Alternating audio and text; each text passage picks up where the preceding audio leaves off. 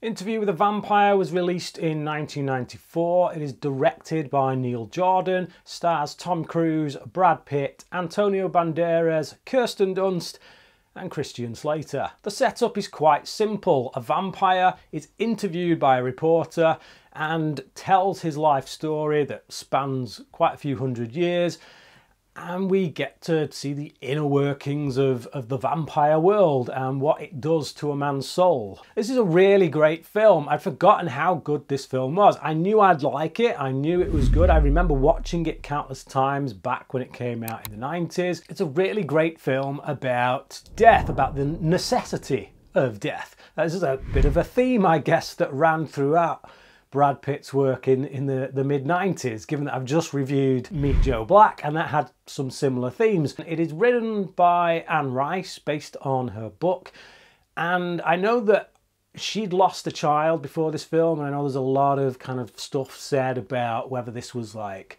her outcry at God, her anger at God maybe, but I'm sure maybe there is some of that in there, but for me this is more about the necessity of death. Death is a reality that we all must face. It's a necessity of the human experience.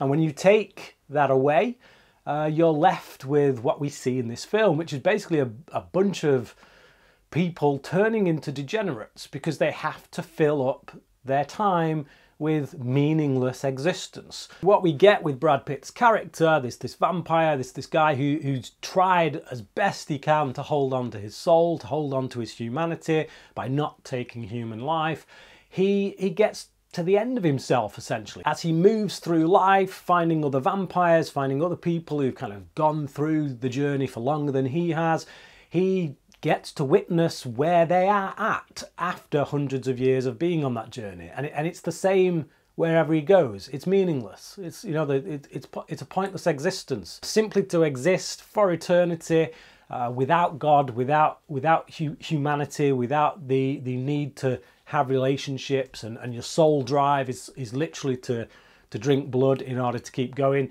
It just becomes meaningless. It's an absolutely beautiful looking film, really great cinematography from Philippe Rousseau, and that's helped by excellent production value, stunning costumes, really great period detail. We're not stuck in one period here, we move through several hundred years, so we get details changing, and it's all really fine work. It's brilliantly directed by Neil Jordan. This is one of his best films. He clearly excels in the vampire genre. For anyone who hasn't seen Byzantium, do check that out, because that's a stellar vampire film as well. I love Interview with a Vampire. I think it's great. I think it really showcases incredible performances. Kirsten Dunst knocked it out of the park with this, being so young, still one of her best performances. Super gay though. Yeah, I think that may put some people off if you can't stomach the proper kind of like gothic gayness of the old vampire movies. This might not be the film for you.